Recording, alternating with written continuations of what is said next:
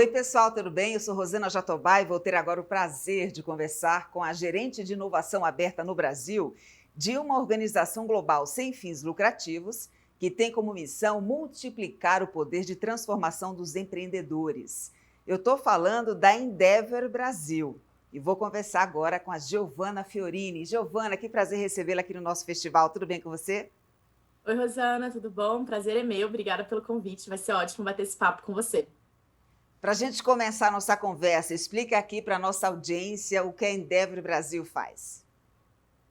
Boa, acho que você deu uma ótima introdução aí sobre o nosso trabalho, mas eu acho que até para deixar um pouco mais tangível para todo mundo, a Endeavor acredita muito que os empreendedores são o motor de transformação do país e que através deles a gente vai conseguir evoluir como economia mesmo, né? Porque esses empreendedores eles estão criando soluções super inovadoras, eles estão gerando um número super relevante de novos postos de trabalho. Então a gente entende que apoiando esses empreendedores, a gente está conseguindo apoiar também o Brasil e a nossa economia a se desenvolver. Então, hoje a Endeavor já está há 20 anos atuando aqui no Brasil.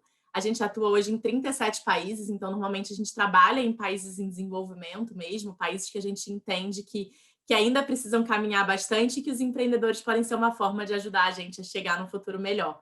Então, acho que é um pouquinho do que a gente faz, né? E por que a gente tem os empreendedores aí como foco do nosso trabalho. E aí, acho que a gente vai conversando também, mas a gente trabalha muito com scale-ups, né? Com empresas de alto crescimento, que a gente costuma falar aqui. Você mencionou o termo scale-ups. Conta para a gente um pouco mais sobre a definição desse termo, né? Que assim, logo de cara, a gente associa a escala, a crescimento contínuo, progressivo. Isso, exatamente. A gente costuma brincar aqui que as scale-ups são as irmãs mais velhas das startups. Então, são empresas que, né, já tiraram uma ideia do papel. Normalmente, a gente linka uma startup, né, alguma solução super inovadora que está tentando, né, que alguém está tentando tirar ali uma ideia diferente do papel.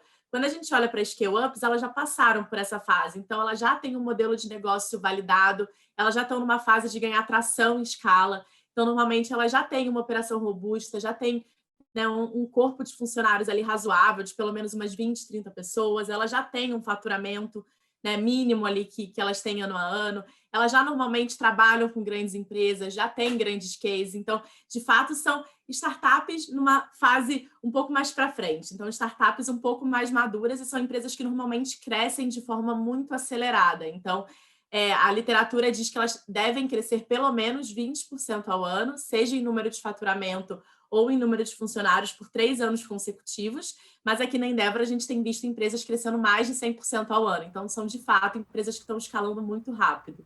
Então, vocês são uma espécie de cupido, né? Vocês fazem a conexão entre grandes corporações, aquelas mais sólidas, mais consolidadas, e as chamadas scale-ups.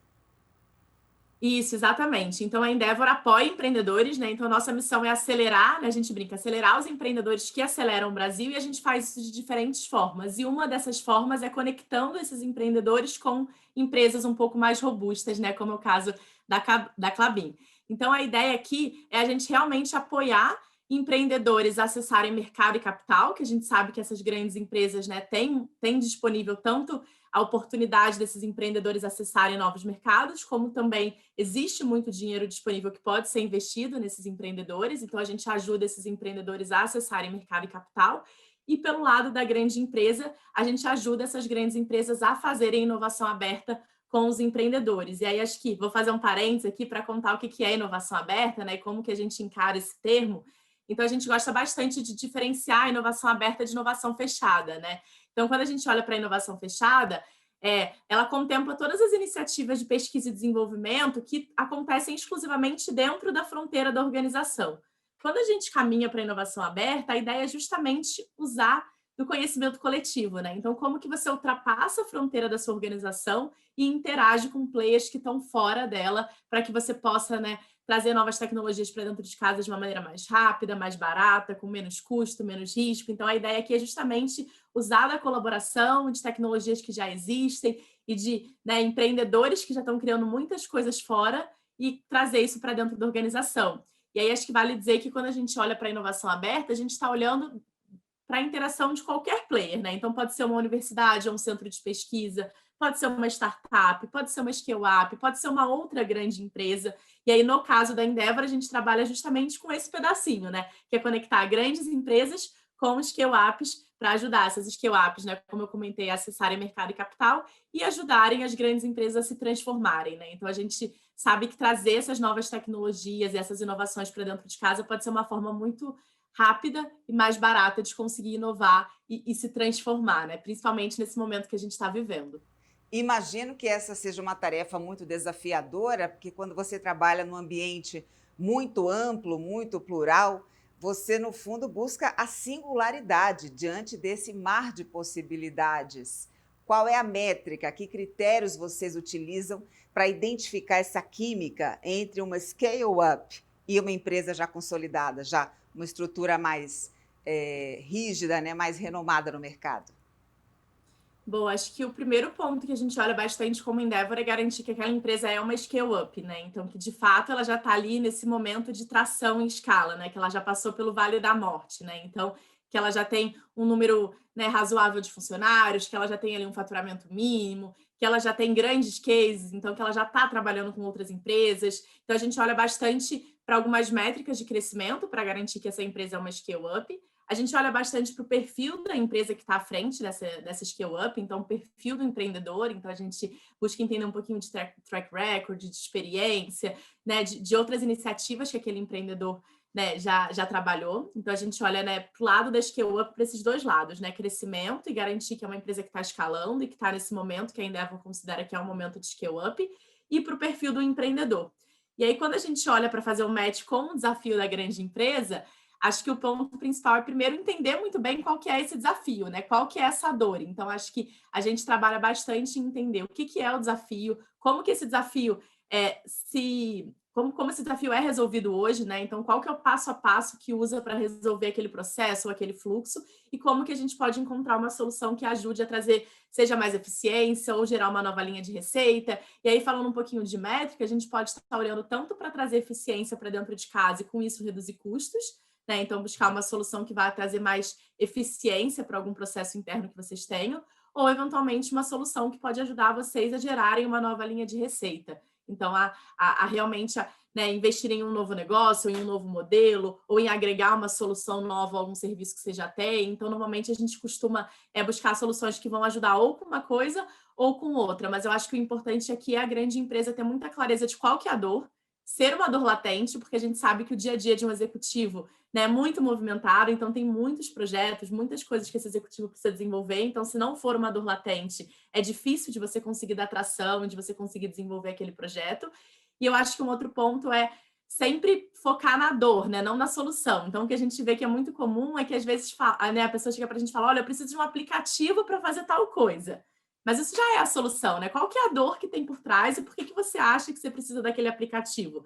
E aí a gente começa a investigar um pouquinho mais, às vezes a gente percebe que a dor é até outra, né? E que pode ter 3, 4 soluções diferentes e que o aplicativo é apenas uma delas. Então, eu diria sempre para tentar focar em uma dor latente e ter muita clareza de qual que é a dor e deixa que a solução a gente busca, porque vão ter várias soluções aí no mercado que eventualmente vocês nem imaginaram e que podem ajudar com aquele desafio, com aquele problema.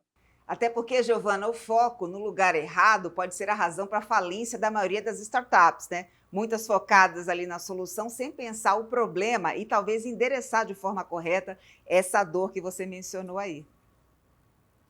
Exatamente, acho que isso é um outro ponto super importante para os empreendedores também, né? É preciso resolver uma dor, né? Não adianta você criar uma solução super inovadora, uma solução super bacana, se não existe uma demanda e se não existe uma dor real, né? Então, acho que esse ponto vale para os dois lados, vale tanto para os empreendedores que estão criando, né, novos empreendimentos, que estão buscando desenvolver uma nova tecnologia, quanto para uma empresa na hora que vai se conectar. Então, ter muita clareza de qual que é a dor, qual que é o desafio, e aí sim a gente começa a tentar identificar possíveis sinergias e oportunidades de se trabalhar em conjunto.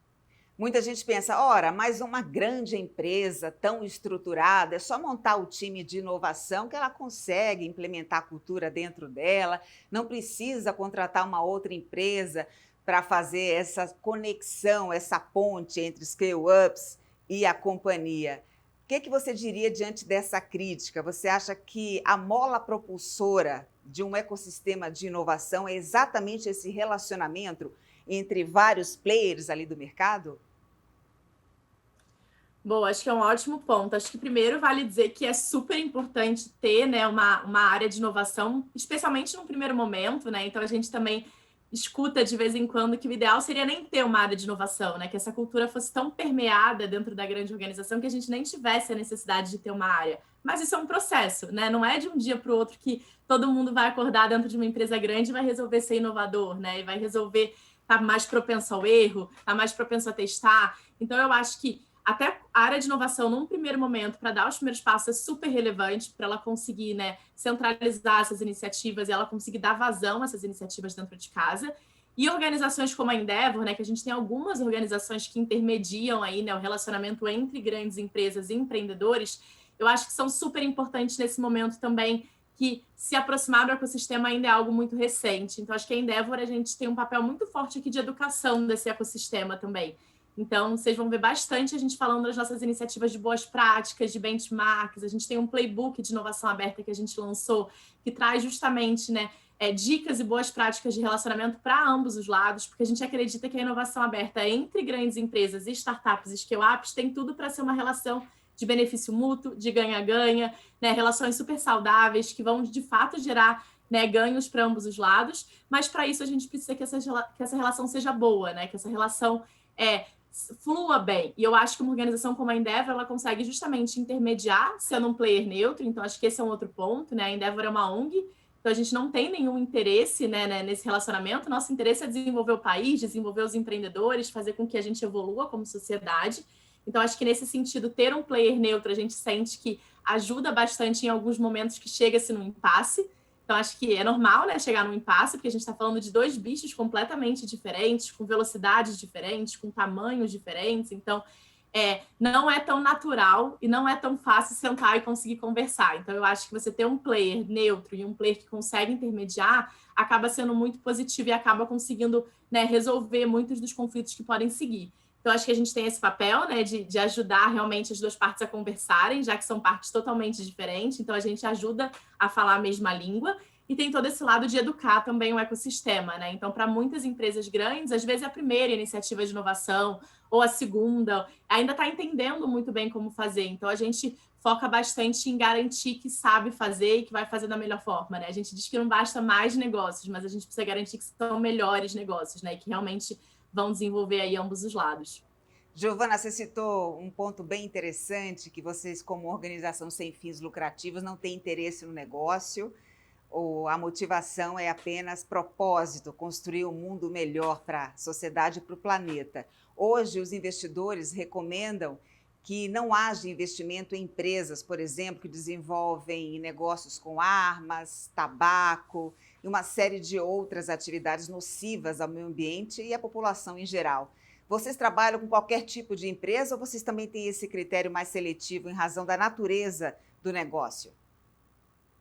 Bom, a gente vai olhar muito pro perfil dessa pessoa que está na frente, né? Acho que você falou alguns exemplos aí, a gente, pelo que eu me lembro, a gente nunca acelerou nenhuma empresa dentro dessas temáticas, mas para a gente olha muito para impacto também, né? O quanto que aquilo vai gerar um benefício, o quanto que a gente entende que aquela solução, né, vai impactar a sociedade ou as pessoas. Então, para a gente, isso acaba sendo um filtro super relevante. Então, imagino que até por isso a gente nunca tenha acelerado nenhuma empresa dentro desses segmentos. Mas, normalmente, a gente tem programas regionalizados. Então, a Endeavor tem escritórios, né, 8 escritórios espalhados pelo Brasil. Então, a ideia é que a gente tenha uma capilaridade muito grande, que a gente realmente consiga encontrar os melhores empreendedores no Brasil inteiro. Então, a gente tem vários escritórios, né, desde o sul até o nordeste.